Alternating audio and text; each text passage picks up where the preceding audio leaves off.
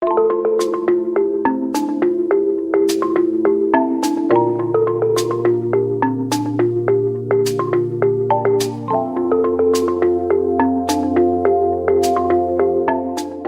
everybody, it's Catherine, and first of all I just wanted to say I'm doing my videos standing up now, so if that's a problem for you, if you think I'm moving around too much, or you like my old background, which if you go pretty far back in my videos I used to sit like kind of in front of my bed, but I'm just trying this out. I kind of like it, kind of like the mobility I have with standing up, so let me know if you like that. But today's video has been very requested, and it's a video on self-confidence. I'm pretty sure if you check any YouTuber, like beauty guru's channel, they'll have a video up about this. Some of them are more like body image centered, some of them are more like relationship centered, or like just kind of growing up, teenage years, that kind of thing.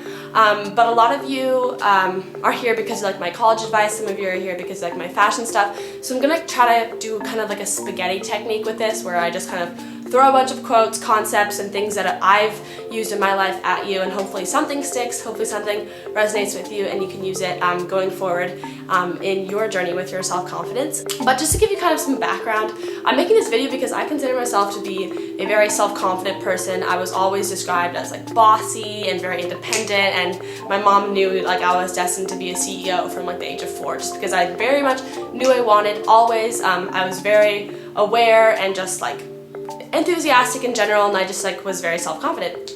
But definitely I did struggle with like a little bit of body issue things, which have completely resolved, and I'm very thankful for that. But it's not so much to do with me as so much to do with just like my actual like appearance has changed, which I was very grateful for. But basically going into like middle school, I was always like a very chubby child. Like I was not like super tall, I was on the taller side, but I always had like a really pudgy like stomach. I'll see if I can pull up some pictures from that time, but I just was generally not very happy with the way I looked. And I wasn't really concerned with that until probably like 4th or 5th grade, when you start caring more about how you dress. You start like having little like crushes and stuff. So that was kind of when I started thinking about it. And what was always really hurtful was that my sister, who was 2.5, 3 years older than me, was always very skinny, and whenever we'd visit like family relatives or people we hadn't seen in a long time, they'd always comment on how tall she was and how long and skinny her legs were, which if you've seen any of the videos where I show my full body, like clearly that's my physique now, is I have really, really long skinny legs. So that all has changed, but I didn't used to have that, and my sister always would get complimented on that, and then I would just stand there like, well, look at me, like I'm just a little dopey Catherine, like I have nothing to give. So I was always very envious of her, and really like wanted my body to change towards that, but I really didn't see myself getting towards there. And also like I did exercise, like I was involved in basketball and like did an entire summer of basketball camps, but basically the only thing that really changed my body was just when I hit my growth spurt, everything kind of just like evened out, and now I'm really, really happy with the way my body is, and I've learned to just kind of like love what it is. Obviously it's not perfect, like no one's body is like perfect, but there is no perfect idea of what a body should be, so you should just love it as much as you possibly can. I don't really have like a bunch of advice for like exactly how I became confident with my body. It was more or less just like any body is a good body, pretty much. Like small boobs are still good boobs, like short legs and long legs, it doesn't really matter. Like it's all just like personally, like you have to appreciate the features you have. Like maybe I didn't always like my freckles, but now I don't really care. Like I used to want my freckles to fade, like I want them to be gone by the age of 20. I thought they were really juvenile, but I've definitely like not only have other people commented how much they've liked it, but like I've realized how much I like them as a distinctive part of who I am, and I've realized a lot of my character personality traits have developed from like the way I look, which is kind of like awful, but that's the way society works. So I've definitely come to a very self-confident point in my life, but one thing I definitely notice is that like my self-confidence wanes, especially when I'm in a relationship or I'm like seeking out some boy, or there's like some sort of like interest involved there. I'm like a very, very like self-confident person, and then when I start to get involved with someone, it's like I just suddenly start worrying about everything. I'm like really cautious about like does he actually like me? Like am I being boring? Is he gonna get bored of me? Like what's going wrong? I become so attached to tiny little changes, and I kind of lose that like very self-confident tone.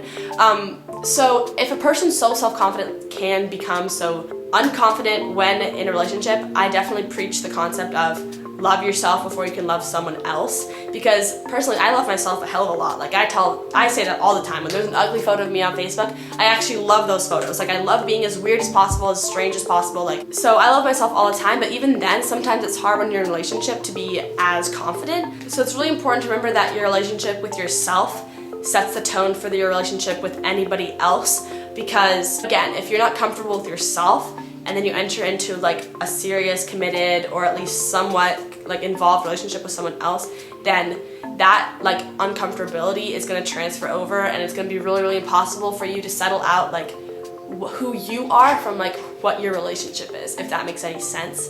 So right now I'm definitely looking for people that make me feel more confident about myself, that I like being with, that don't make me more worried than I actually am, because that's not what a relationship is about. That's not what should be happening. They should be empowering you and making you realize more about who you are. They should be making you stronger when you're with them and not weaker because you're worrying about all those parts of a relationship that you're not super confident about. And that brings me to, instead of just talking about boys who honestly aren't very important, we should talk about like, your relationship with your peers and your family and your friends and your teachers and any person that kind of has an influence on your life, any person that compliments you or critiques you on the way you look and makes any mention of kind of who you are. I've really, really taken to heart the lesson of you are the composite of the 5 people you spend the most time with. So if you surround yourself with people that make you stronger, that's great, because if you surround yourself with people that have bad qualities, like if they're disorganized, if they're really, really critical and like unhappy and insecure, then you're gonna kind of feed off of that and you're gonna become more like them. Your peers are a really, really important influence on your life, whether you pretend that they are or not. So it's important to be around people that really are self-confident. Like as soon as you body shame, especially if you're a mom or if you have younger people around you, if you body shame or critique the way you look or express any like discomfort around younger children, that's going to transfer to them and they're going to see that as okay. Even if like you're thinking in your head like you hate your nose, you hate the way you walk or something like that, just don't, at least, at the very least, like don't express those sentiments like out loud in front of people that will really be influenced by that. It's also important not to compare yourself to someone that's completely out of your league, that's not like a fruitful, healthy comparison. So like don't compare your chapter 1 to someone else's chapter 20. Your accomplishments are different, your path is different. There's a really good quote, it's something like don't compare your deleted or like background scenes to someone else's highlight reel. Because what you see on the outside for most people is a different projection of what they might be struggling with on the inside, which is fine. We all want to be very positive people. We don't want to be like constantly concerning ourselves with our worries.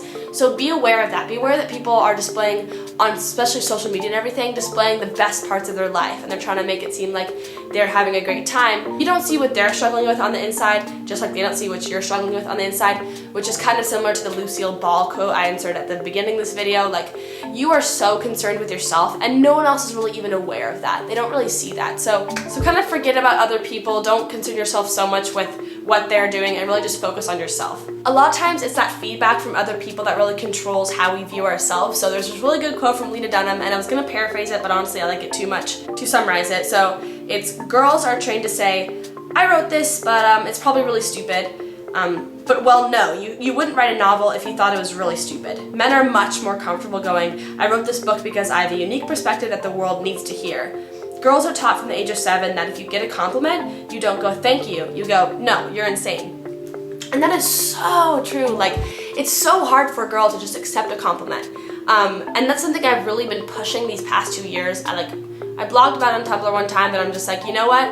Like, all the time people say like, oh, you're having a great hair day. And it's like, oh, no, I'm not. Like, I don't really like this today. But it's like, no, you just need to say thank you. Because as soon as you reject someone else's compliment, they're gonna say, wow, I really liked her hair. But if she has great hair and not even she likes her hair, why would I like my hair when I think it's worse than her hair? That's why I was complimenting her in the first place. You need to be accepting and loving of other people's compliments towards you. Going along with that, I think I used to be a person that used a lot of self-deprecating humor. You know, I would tweet stuff like, most days I'm a 2 out of 10, but if I'm wearing eyeliner, maybe I'm a strong 3. And I think that's really, really funny. It's actually a Zach Galifianakis reference, but that's not very good to promote to other people. So another quote I have on Tumblr, again, if you ever want to see more of these kind of quotes and things I'm talking about, go to my Tumblr, Catherrout with a 0 instead of an O, .tumblr.com/tagged/quote. And I collect a lot of these quotes. A lot of them are about self-confidence, a lot of them are about boys, relationships, that kind of stuff. but this is one that's tagged with for days when I'm feeling like I'm anything less. So for days when you're feeling like not your best self, not your most confident self. And the first step it says is, do not describe your poems with adjectives like crappy. Do not call yourself normal or boring. Your hair is not too red, your talent is not all right, and you are not just a socially awkward penguin. You are what you say and what you think and what you want to become. When you receive a compliment, do not put a but or an I don't think so or any backhanded contradiction in your reply. Accept it and say your thank you sincerely. There is a difference between humility and negativity. Devaluing yourself is not attractive. Oh my god, like that is such a great quote. Like, who said this? Sade Andrea Zabala. This is so great. A lot of self-deprecating humor comes across as negativity, even if you're trying to just make it humility. And a lot of my humor nowadays is like overly confident humor.